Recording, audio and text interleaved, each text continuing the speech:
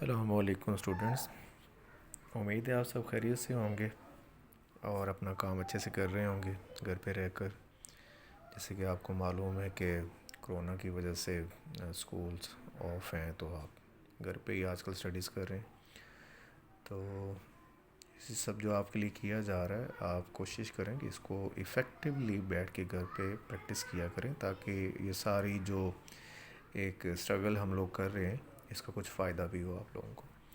अच्छा, तो आज का जो हमारा टॉपिक है वो है एक्सरसाइज नंबर 2.8 का सेकंड हाफ आज करना था हमने। Question number 6 to onward question number 10 तक। तो कल ऐसे था कि जो पहले पांच क्वेश्चन हमने किए थे वो सारे as a short question important थे, और जो इसका सेकंड हाफ है question number 6 to onward question number 10 तक, ये सारा आपका लॉन्ग पोर्शन है। मीन्स कि ये एज अ लॉन्ग क्वेश्चन आते हैं। ठीक, तो चलिए हम स्टार्ट करते हैं क्वेश्चन नंबर 6 से ऑनवर्ड। क्वेश्चन नंबर 6 की जो स्टेटमेंट है वो ज़रा आप रीड कर लीजिए बुक पे। यहाँ पे मैंने भी लिखी हुई है कि sum of squares of two digits of a positive integral number is 65 and the number is 9 times the sum of its digits. अच्छा, यहाँ पे कहा गया है कि एक नंबर है जिसके पास कितने डिजिट्स हैं, 2 डिजिट्स, यानी कि वो जो नंबर है वो 2 डिजिट्स वाला नंबर है। Let's suppose 45 is a number having 2 digits. 45 के पास 2 डिजिट्स हैं, एक 5 और एक 4। ये जो 5 है इसे हम बोलते हैं कि ये कौन सा डिजिट है, यूनिट प्लेस, एंड ये कौन सी प्लेस का नंबर होता है, टेंस प्लेस। अगर हम इस नंबर को कंस्ट्रक्ट करना चाहें, इसको फर्दर डिटेल से लिखना चाहें, तो हम इसको ऐसे लिखेंगे कि जो टेंस प्लेस पे नंबर है उसे हम 10 से मल्टीप्लाई करेंगे, और उसमें यूनिट प्लेस वाला नंबर जो होगा वो 5 से मल्टीप्लाई करके 1 से मल्टीप्लाई करके उसमें ऐड कर दिया जाएगा। ये बन जाएगा 40 + 5 इक्वल टू क्या आ जाएगा, 45। मीन्स के जो भी डिजिट आपके पास होता है, अगर वो 2 डिजिट वाला है तो वो इस तरह से बनता है कि जो डिजिट यूनिट प्लेस पे होता है उसे हम 1 से मल्टीप्लाई करते हैं, और जो टेंस प्लेस पे होता है उसे हम 10 से मल्टीप्लाई करते हैं, तो हमारे पास एक कंप्लीट वो नंबर बन जाता है जो हम जिसकी बात करें। मतलब 45 कैसे बना है कि टेंस प्लेस पे जो नंबर था 4 था, डिजिट 4 था, 4 को हमने 10 से मल्टीप्लाई किया, और यूनिट प्लेस पे जो नंबर था, या वंस प्लेस भी जिसे बोलते हैं, उस पर कौन था 5, उसको हमने 1 से मल्टीप्लाई कर दिया, तो दोनों को जब ऐड किया तो क्या बन गया, 45 बन गया। ठीक, अब यहाँ पे हमने जो नंबर लेट किया है वो क्या लेट किया है, डिजिट्स पहले हम लेट कर लेते हैं, उससे बाद में हम नंबर कंस्ट्रक्ट कर लेंगे। कि डिजिट जो है आपका यूनिट प्लेस वाला वो x है, और जो टेंस प्लेस पे है वो y। तो नंबर क्या बनना चाहिए, मैंने अभी आपको एक्सप्लेन किया कि नंबर इस तरह बनेगा कि जो टेंस प्लेस पे डिजिट था जिसको आपने y लेट किया है उसे 10 से मल्टीप्लाई करेंगे, और यूनिट प्लेस वाला नंबर उसमें क्या कर देंगे, ऐड कर देंगे। अब कंडीशंस में क्या कहा गया है, कंडीशंस में कहा गया है कि आपके जो 2 डिजिट्स हैं जो आपने लेट किए हैं उनका स्केयर करके अगर सम किया जाए तो क्या बनता है, 65 बनता है। ये देखिए, हमने दोनों डिजिट्स x और y के स्केयर किए, उन्हें क्या कर लिया, ऐड कर लिया, तो कितना बना, 65। ये हमारी फर्स्ट कंडीशन है। ये क्वेश्चन में से आपने इक्वेशन एक क्या कर लिए, ड्राइव कर ली। सेकंड कंडीशन क्या है, सेकंड कंडीशन में ये लिखा गया है कि जो नंबर है and the number is 9 times the sum of its digits. यानी कि जो आपका नंबर कंस्ट्रक्ट हुआ है, ये लिखा हुआ है number equal to 10y + x। ये एक ऐसा नंबर है, या ये इस तरह से आया है कि अगर हम इस नंबर की रिलेशन देखें तो ये अपने डिजिट्स का सम करके उसको 9 टाइम किया जाए, यानी कि 9 से मल्टीप्लाई किया जाए तो उसके इक्वल आता है। ये देखिए, number equal to 9 into sum of its digits. 9 times का मतलब क्या होगा कि आपने उसे 9 से क्या कर देना है, मल्टीप्लाई कर देना है। तो number equal to 9 into sum of digits लिख देंगे। इसको फर्दर आप सिंप्लीफाई कर लीजिए। नंबर क्या कंस्ट्रक्ट किया हुआ आपने, 10y + x, तो यहाँ नंबर की जगह आप लिख दीजिए 10y + x, और लेफ़्ट साइड पे, राइट साइड पे आप 9 को अंदर क्या कर दीजिए, मल्टीप्लाई। इसे फर्दर सिंप्लीफाई करें, एक्स वाली टर्म से एक तरफ कर लें, वाई वाली एक तरफ कर लें, तो y इक्वल टू क्या बन जाएगा आपके पास, 8x बन जाएगा। क्लियर। अब ये y equal to 8x equation number 2, और ये वाली इक्वेशन इक्वेशन नंबर 1, इन दोनों को आपने साइमल्टेनियसली सॉल्व करना है और एक्स और वाई की वैल्यूज़ निकाल लेनी। तो कैसे निकालेंगे आप लोग? अगर आप ये y इक्वल टू 8x ये इक्वेशन नंबर 1 में जाके पुट कर दें y की जगह पे, तो आपके पास कुछ इस तरह से इक्वेशन बन जाएगी। एक्स स्क्र प्लस वाई की जगह आप क्या लिख लेंगे? 8x का स्क्र कर लीजिए, क्या बन जाएगा? 64x square. 64x स्क्र और एक्स स्क्र ये बन जाएगा 65। 65x स्क्र इक्वल टू 65, यहाँ से एक्स स्क्र के साथ 65 मल्टीप्लाई हो रहा है, वहाँ जाके डिवाइड करेंगे 1 आ जाएगा। एक्स का स्क्र हटाने के लिए आप लोग क्या करते हैं? अंडर रूट लेंगे, स्क्र रूट लेंगे तो x equal two plus minus 1 आएगा। बट हम यहाँ पे सिर्फ पॉजिटिव वैल्यू कंसीडर करेंगे बिकॉज हमारा जो नंबर है वो क्या कहा गया है कि वो एक पॉजिटिव नंबर है, हमें रिक्वायर्ड है कि हमें पॉजिटिव नंबर चाहिए, ठीक। इसलिए हम यहाँ से +1 ही सिलेक्ट करेंगे। अब फर्दर आप क्या करिए, ये एक्स की ये वाली जो वैल्यू मिलेगी आपको, ये आप पुट कर दें कहाँ पे? इक्वेशन नंबर 2 के अंदर। इक्वेशन नंबर 2 क्या थी? y is equal to 8x, ये इक्वेशन नंबर 2 है आपकी। y is equal to 8x, x की वैल्यू यहाँ अगर लगेगी तो हमें किसकी वैल्यू मिलेगी? y की वैल्यू मिलेगी। लिहाजा आप लोगों ने क्या करना है कि y equal to 8 into x वाली जगह पे आप क्या लिख दीजिए? 1 लिख दीजिए, जो आपने पीछे फाइंड किया। तो y इक्वल टू हो जाएगा 8। अब x और y ये नंबर्स नहीं है, ये आपके डिजिट्स हैं, जिन डिजिट्स से मिलकर आपका क्या बनना है? नंबर बनना है। अब नंबर आपने क्या लेट किया हुआ था? शुरू में आपने कंस्ट्रक्ट करके रखा हुआ है कि नंबर है आपके पास 10y प्लस एक्स। ये 10y का मतलब क्या है? क्योंकि y टेंस प्लेस वाला डिजिट है, सो हम इसे 10 से मल्टीप्लाई करेंगे। x यूनिट प्लेस वाला डिजिट है, सो हम इसे एज इट इज़ लिख देंगे या 1 से मल्टीप्लाई कर लेंगे।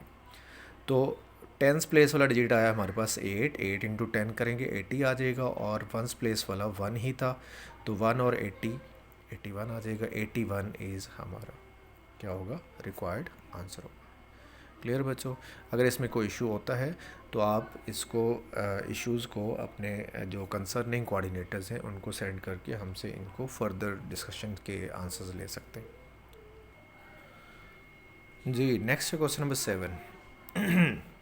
7 में क्या कहा गया कि एक ना पॉइंट है। पॉइंट आपको याद होगा, आपने चैप्टर नंबर 8-9 क्लास का था, उसमें ऑर्डर्ड पेयर की डेफिनेशन पढ़ी थी। ऑर्डर्ड पेयर में दो नंबर्स मिलकर एक पेयर बनाते हैं जिसे हम बोलते थे ऑर्डर पेयर। रियल नंबर्स का एक पेयर होता है जिसमें हम उन्हें स्पेसिफिक ऑर्डर में अरेंज करके लिखते हैं, उसे क्या बोलते हैं? Ordered pair. और ऑर्डर्ड पेयर बेसिकली पॉइंट्स को रिप्रेजेंट करने के लिए होते हैं। तो हम क्या करते हैं कि हमें क्या चाहिए? एक पॉइंट है और पॉइंट की हमेशा दो वैल्यूज़ होती हैं, एक x एक y। हमने उस एक्स वाई को क्या करना है? फाइंड। उन एक्स वाई को हम क्या बोल रहे हैं यहाँ पे? कोऑर्डिनेट्स। बेसिकली ये जो एक पॉइंट होता है वो दो नंबर से मिलकर बनता है। पी ऑफ एक्स वाई में से बोल रहा हूँ, तो इसमें एक्स वाई जो हैं वो इस पॉइंट की क्या है? कोऑर्डिनेट्स। और बेसिकली हमारा इस क्वेश्चन में जो काम है वो यही है कि हम इस पॉइंट के कोऑर्डिनेट्स फाइंड करना चाह रहे हैं। क्लियर? अब कोऑर्डिनेट्स फाइंड करने के लिए हमें स्टेटमेंट को अच्छे से रीड करना होगा कि स्टेटमेंट में क्या कहा गया। ये कहा गया स्टेटमेंट में कि आपका जो पॉइंट है उसके जो कोऑर्डिनेट्स है, अगर हम उन्हें सम करें, ये देखिए लिखा हुआ है the sum of the coordinates of the point is 9 and sum of their squares is 45। यानी कि अगर हम लेट कर लेते हैं कि हमारे जो कोऑर्डिनेट्स हैं वो एक x है और एक क्या है? y। ये देखिए लेट करें कि कोऑर्डिनेट्स क्या हैं? एक x और दूसरा क्या है? y। पहली कंडीशन क्या होगी कि हम इन दोनों का अगर सम करें तो क्या आना चाहिए? 9 आना चाहिए। ये क्वेश्चन में लिखा हुआ है, मैं खुद से नहीं बोल रहा, ये क्वेश्चन में कहा गया कि अगर इन दोनों कोऑर्डिनेट्स को अगर सम किया जाए तो कितना बनता है? वो 9 बनता है। और सेकंड कंडीशन ये कहा गया है कि अगर हम उन कोऑर्डिनेट्स के स्क्वायर करके उन्हें बाद में क्या करें? ऐड करें, तो वो हमारे पास कितना आता है? 45 आता है। तो वो मैंने ये सेकंड कंडीशन यहाँ पे बना ली कि मैंने कोऑर्डिनेट्स के स्क्वायर किए और उन्हें ऐड किया है। ऐड करने के बाद कितना आना चाहिए मेरे पास? 45। ये इक्वेशन नंबर 1 और ये इक्वेशन नंबर 2, इन दोनों को हमने क्या करना है? साइमल्टेनियसली सॉल्व कर लेना है, जो कि आपने बहुत अच्छे से सीख लिया है किस एक्सरसाइज के अंदर? 2.7 के अंदर। क्लियर? तो हमारे पास इक्वेशन नंबर अगर हम 1 को देखते हैं तो वो ज़्यादा सिंप्लीफाइड फॉर्म में, तो वहाँ से मैं इस तरह करता हूँ कि y को सेपरेट कर लेता हूँ। y को किस तरह सेपरेट करता हूँ कि y यहीं पे रहेगा, x इधर जाके क्या हो जाएगा? माइनस हो जाएगा। तो ये देखिए मैंने लिखा है कि इक्वेशन नंबर 1 को हम इस तरह से लिख सकते हैं कि y is equal to 9 minus x. कैसे लिख सकते हैं कि x ये वाला प्लस हो रहा है, इधर जाके क्या हो जाएगा? माइनस। अब ये y की वैल्यू जो किसकी फॉर्म में आ रही है? x की फॉर्म में, इसे आप पुट कर दीजिए इक्वेशन नंबर किस में जाके? 2 में जाके। 2 में क्यों? क्योंकि 1 से तो आप निकाल रहे हैं, तो 1 में तो नहीं पुट कर सकते। तो फिर किस में पुट करेंगे आप, 2 में जाके पुट करते हैं। 2 में पुट करते हैं तो 2 इक्वेशन में एक्स स्केयर तो आ जाएगा एज इट इज़, और वाई वाली जगह पे आप लिख देंगे 9 माइनस एक्स का स्केयर और इक्वल टू 45 भी वैसे आ जाएगा। ये जो ब्रैकेट है इसे आपने ओपन करना है बाय यूजिंग फार्मूला। इसे कंसिडर कर लें ए, इसे कंसिडर कर लें बी, ए माइनस बी का स्केयर का फार्मूला लगा दीजिए। तो सिंप्लीफाई करके आपके पास कुछ इस तरह से एक क्वाड्रेटिक इक्वेशन बन जाएगी। ये जो इतना यहाँ से लेके यहाँ तक जो काम है ये वही 1.1 प्रीवियस चीज़ें हैं जो आपने काफ़ी अच्छे से कर ली। मीन्स के जस्ट सिंप्लीफाई किया आपने, एक क्वाड्रेटिक इक्वेशन बन गई। इस क्वाड्रेटिक इक्वेशन को आपने क्या करना है, फर्दर मिड टर्म ब्रेक कर लेनी। मिड टर्म ब्रेक भी एक रिपीटेड टेक्निक है हमारे पास, हम इतनी दफ़ा उसको अच्छे से कर सके। तो 9x के दो ऐसे पेयर बनाएं कि उन्हें प्लस माइनस करें तो 9x आना चाहिए, मल्टीप्लाई करें तो 18x स्क्वायर आना चाहिए। फिर उसके बाद फर्स्ट 2 फैक्टर्स में से कॉमन लेते हैं, अगले 2 नंबर्स में से कॉमन लेते हैं, और जब हम मिड टर्म ब्रेक कर लेते हैं तो हमारे पास ये वाला फैक्टर क्या आता है, सेम आता है। अगर ये सेम आ रहा है दैट मीन्स कि हम सही कर रहे हैं इसको, तो ये वाला फैक्टर हम कॉमन निकाल लेते हैं। यहाँ से बच जाएगा x, यहाँ से बच जाएगा -3, x -3 इंटू एक्स -6, ये दो आपके जो है वो फैक्टर आ जाएंगे। यहाँ से आप लोगों ने क्या करना है कि x की वैल्यूज़ निकाल लेनी। x की वैल्यूज़ क्या क्या होंगी आपके पास, एक 6 होगी और एक 3 होगी।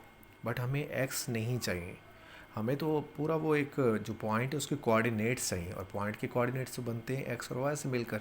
लिहाजा हम क्या करेंगे कि x की ये दोनों वैल्यूज़ 1 बाय 1 इक्वेशन नंबर 3 में जाके, 3 जो है वो हमने ये बना के रखी हुई, ये इक्वेशन नंबर 3, तो हम 3 में जाके इसे जो x की वैल्यूज़ निकली अगर हम यहाँ पे अगर हम x की दोनों वैल्यूज़ पुट करते हैं तो हमें y की वैल्यूज़ मिल जाएंगी। लिहाजा हमने क्या करना है कि x की दोनों वैल्यूज़ 1 बाय 1 इक्वेशन नंबर 3 में जाके पुट कर देंगे तो हमें y के भी 2 आंसर मिल जाएंगे। अब मुझे ये बताइए बच्चों कि अगर हमारे पास x के 2 वैल्यूज़ हैं, y की भी 2 वैल्यूज़ हैं, तो अंडरस्टूड फिर हमारे जो पॉइंट्स होंगे वो भी 2 बनेंगे।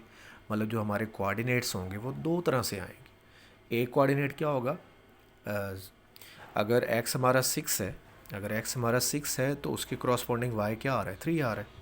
लिहाजा हमारे कोऑर्डिनेट्स क्या होंगे, 6, 3। और अगर हमारा x 3 है तो उसके क्रॉसपोंडिंग y क्या आ रहा है, 6 आ रहा है।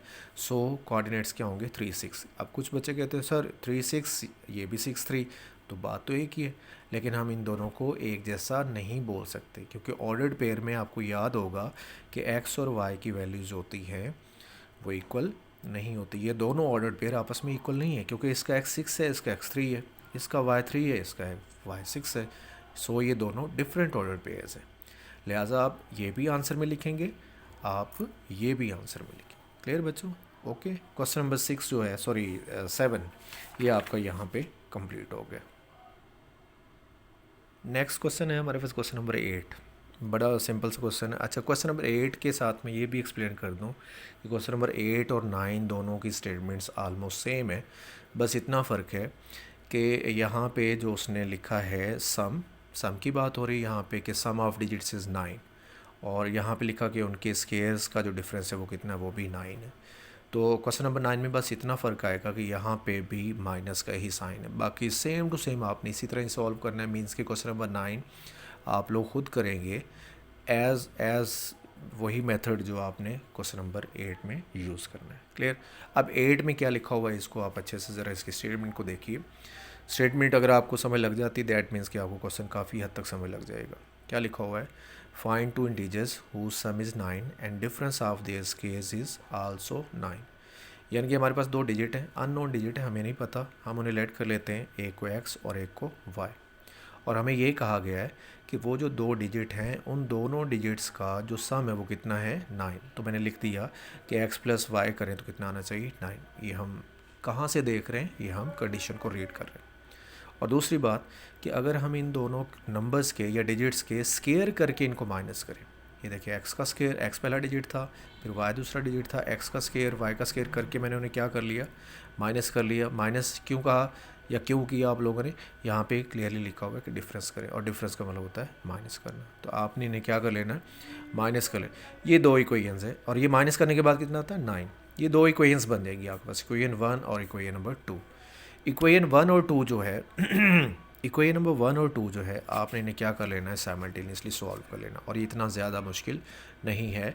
आप क्या करिए, इक्वेशन नंबर 1 को देखिए, लीनियर इक्वेशन है, वहाँ से आप y को या फिर x को सेपरेट कर लीजिए। मैंने किसको किया हुआ है, y को सेपरेट किया हुआ है। y इक्वल टू क्या बच गया, 9 माइनस एक्स। कैसे बचा, ये वाला x उधर जा क्या कर दिया आपने, माइनस कर दिया। तो y equal to 9 minus x जब बनेगा तो इसे भी एक नई इक्वेशन का नाम दे दें आप, इक्वेशन नंबर 3 का नाम दे के रख लें। ये वैल्यू आपने पुट करनी है सेकेंड इक्वेशन में, क्योंकि 1 से तो आप निकाल रहे हैं, लिहाजा आप किस में पुट करेंगे, सेकंड में। सेकंड में पुट करिए, इसे सिंप्लीफाई करिए। एक्स स्क्वायर ये वैसे आ गया, y की जगह उसकी वैल्यू लगा दी और इसे ओपन किया बाय यूजिंग फार्मूला। ये a है, ये b है। a का स्क्वायर 81 यानी कि 9 का स्क्वायर, x का स्क्वायर x स्क्वायर। आगे आप करते होते हैं 2ab, 2ab, 2 फार्मूले का, a ये आपका, b ये आपका, तो 2ab करेंगे तो कितना आ जाएगा 18x और equal to 9 as it is, ये जो लिखा हुआ है। क्लियर। अब यहाँ से ऑनवर्ड आप लोगों ने क्या करना है, इसे फर्दर सिंप्लीफाई करना है। ये माइनस अंदर साइन चेंज करेगा तो एक्स स्क्वायर कैंसिल हो जाएगा। और इसके बाद मैंने क्या किया, 18x को यहीं पे रहने दिया और ये 81 यहाँ माइनस का इसे वहाँ जाके मैंने प्लस कर दिया। मुझे यहाँ से x मिल सकता है अगर मैं 18 को वहाँ जाके क्या कर दूँ, डिवाइड कर दूँ। तो x मुझे कितना मिला, यहाँ से 5 मिला। अब x मुझे 5 मिल गया, तो ये वाला x अगर मैं यहाँ पुट कर दूँ, यहाँ पे इक्वेशन नंबर 3 के अंदर जहाँ पे x आ रहा है उधर मैं x की वैल्यू पुट कर दूँ तो मुझे किसकी वैल्यू मिलेगी, y की।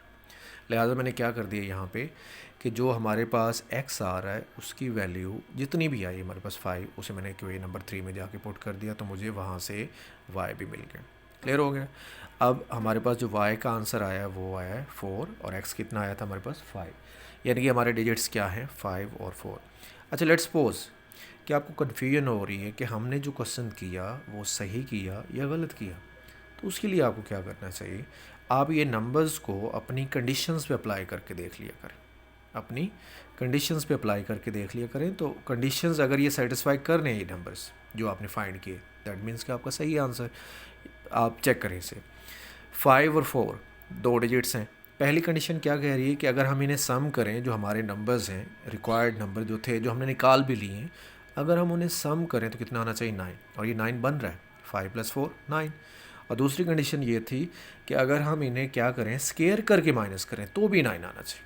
तो आप स्केयर कर लें, x की वैल्यू 5 थी, 5 का स्केयर 25 और फिर 4 का स्केयर करिए कितना हो जाएगा 16, तो 25 - 16 करें तो ये भी 9 आता है। दैट मीन्स कि ये कंडीशन भी हमारी क्या हो रही है, सेटिस्फाई हो रही। तो इसका मतलब क्या हुआ कि हमने जो दो नंबर फाइंड किए हैं वो दोनों नंबर हमारे क्या हैं, वो ठीक है। हमें कहाँ से पता चला कि ठीक है, हमने अपनी कंडीशंस पे उनको अप्लाई किया और वो उनको सेटिस्फाई कर रहे थे। आगे है क्वेश्चन नंबर 9, जो कि मैंने बता दिया आपको कि आप सेम एज़ क्वेश्चन नंबर 8 की तरह करेंगे, बस उसमें एक चीज़ का फ़र्क है, ये यहाँ पे प्लस आ रहा है लेकिन वहाँ पे क्या आ जाएगा, माइनस आ जाएगा। बाकी आपने सारा खुद करना है। नेक्स्ट क्वेश्चन है क्वेश्चन नंबर 10, और ये क्वेश्चन मैं आपको बोर्ड पॉइंट ऑफ व्यू से बता दूँ तो 1-2 दफ़ा as a long question board में आ भी चुका है। इसमें ना एक रेक्टेंगल का जिक्र हो रहा है, उसकी लेंथ और विड्थ जो है वो हमने फाइंड आउट करनी है। यहाँ पे डायमेंशंस का मतलब यही होगा कि लेंथ और विड्थ फाइंड कर, जिसमें कुछ और चीज़ें हमें गिवन भी हैं, जैसे पेरीमीटर गिवन है और एरिया गिवन है। पेरीमीटर क्या होता है कि ये जो टोटल जो इस फिगर का आउटर बाउंड्री का जो सम होता है, ये यहाँ से लेके यहाँ तक, this length plus this plus this plus this अगर हम ऐड करें तो ये जितनी बनती है उसे हम क्या बोलते हैं, पेरीमीटर बोलते हैं। और एरिया का मतलब क्या होता है कि ये जो इंटरनल रीजन होता है, एरिया के बारे में आपने अच्छी तरह से 9 क्लास में पढ़ा था। ये जितना भी इंटरनल रीजन है वो सारा वो भी हमें गिवन। तो हम लोग क्या करते हैं, इस रेक्टेंगल की विड्थ को एक्सपोज कर लेते हैं और लेंथ को सपोज कर लेते हैं वाई। ये देखिए मैंने लिखा भी है कि width of rectangle x centimetre और length of rectangle y centimetre, और ये दो चीज़ें जो हैं मुझे गिवन है। पेरीमीटर भी गिवन है 80 सेंटीमीटर और एरिया भी गिवन है 375 सेंटीमीटर स्क्वायर। आपको पता है कि एरिया स्क्वायर यूनिट्स में होता है और ये तो सिंपल लेंथ ही होगी तो ये सेंटीमीटर में ही आएगा जिसमें क्वेश्चन गिवन है। अब हमें पता है कि पेरीमीटर ऑफ रेक्टेंगल का फार्मूला होता है 2 × लेंथ प्लस विड्थ, ये पेरीमीटर होती है। अब पेरीमीटर तो हमें गिवन है, लिहाजा हम यहाँ पे जो गिवन वैल्यू है हमारे पास पेरीमीटर की वो पुट कर देंगे। कितनी है वो, 80, और 2 × लेंथ प्लस विड्थ ये हमने x और y लेट किया हुआ था, लिहाजा हम x y लेट कर लेंगे। ये वाला 2 यहाँ मल्टीप्लाई हो रहा है 80 के साथ, आ क्या हो जाएगा, ये डिवाइड हो जाएगा, तो ये बाकी कितना बच जाएगा 40। इसे आप इक्वेशन नंबर 1 का नाम दीजिए। सेम ऐसे ही आपको पता है कि एरिया ऑफ रेक्टेंगल का फार्मूला होता है लेंथ इनटू विड्थ।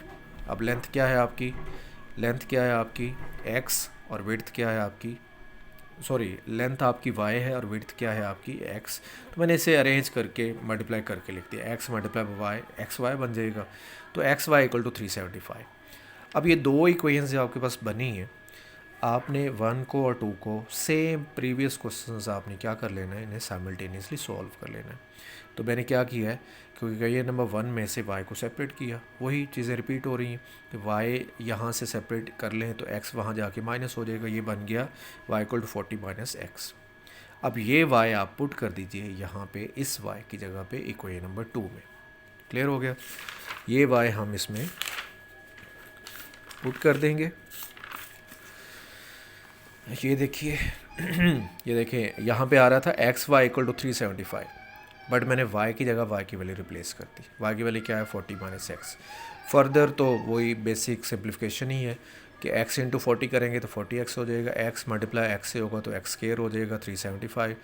ये दोनों नंबर आपके पास, ये जो 40x और माइनस एक्स स्क्वायर है, अगर हम क्वाड्रेटिक इक्वेशन की स्टैंडर्ड फॉर्म बनाना चाहें तो हम मोस्टली क्या करते हैं कि एक्स स्क्वायर को पॉजिटिव रखते हैं, लेकिन यहाँ पे एक्स स्क्वायर नेगेटिव आ रहा है। तो मैंने क्या किया, इन दोनों टर्म्स को उठा के 375 के साथ जाके शिफ्ट कर दिया। ये एक्स स्क्वायर यहाँ पे नेगेटिव है, ये दूसरी तरफ जाएगा तो क्या हो जाएगा पॉजिटिव। 40 यहाँ पे पॉजिटिव है, दूसरी तरफ जाएगा तो पॉजिटिव हो जाएगा, नेगेटिव हो जाएगा। 375 पहले से ही उधर है तो ये पॉजिटिव रहेगा। यहाँ से ऑनवर्ड मैंने क्या कर दिया, मिड टर्म ब्रेक रिपीट हो रहा है, तो आपको पता होना चाहिए मिड टर्म ब्रेक कैसे करते हैं। तो मैंने 40 के दो फैक्टर बनाए, 25 और 15, और फैक्टराइजेशन करके इसका जो आंसर आया वो ये आ गया आपके पास, x माइनस 25 और x माइनस 15 इक्वल टू 0। यहाँ से मुझे x की दो वैल्यूज़ मिलेंगी। अब अगर x की दो वैल्यूज़ है तो अंडरस्टूड y की भी दो वैल्यूज़ आएंगी। अब ये y की दो वैल्यूज़ निकालनी कैसे हैं, आपने इक्वेशन नंबर 3 बना के रखी हुई है। इक्वेशन नंबर 3 ये थी इक्वेशन नंबर 3 ये थी आपके पास कि y is equal to 40 minus x, यानी कि यहाँ पे अगर आप x पुट करते हैं तो आपको y मिल जाएगा।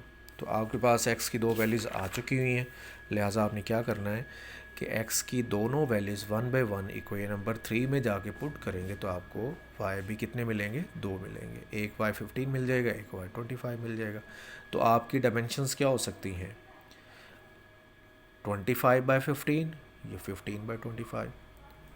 क्लियर हो गया, यही आपका क्या होगा आंसर होगा। और यहाँ पे आपकी एक्सरसाइज क्या होगी, वाइंड अप होगी।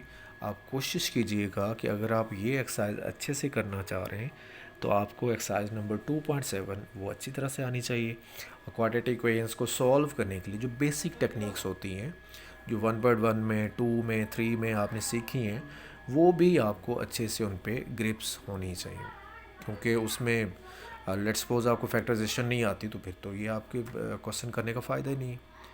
सो अगर आप ये वाली एक्सरसाइज अच्छे से करना चाह रहे हैं तो आपको 2.7 पे भी ग्रिप होनी चाहिए और प्रीवियस जो टेक्निक्स हैं उन पे भी ग्रिप होनी चाहिए।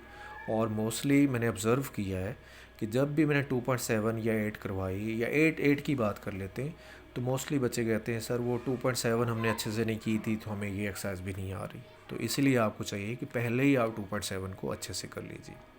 क्लियर हो गया, उम्मीद है आप लोग जो इंस्ट्रक्शंस मिल रही हैं आपको, आप घर बैठ के इसको बड़े अच्छे से और सिंसियर तरीके से करेंगे ताकि इस चीज़ का ना आपको 100% फ़ायदा भी हो, बेनिफिट भी हो। ठीक है बच्चों, ओके, फिर कल मिलते हैं नेक्स्ट वीडियो के साथ, नेक्स्ट लेक्चर के साथ। तब तक के लिए अल्लाह हाफ़िज़।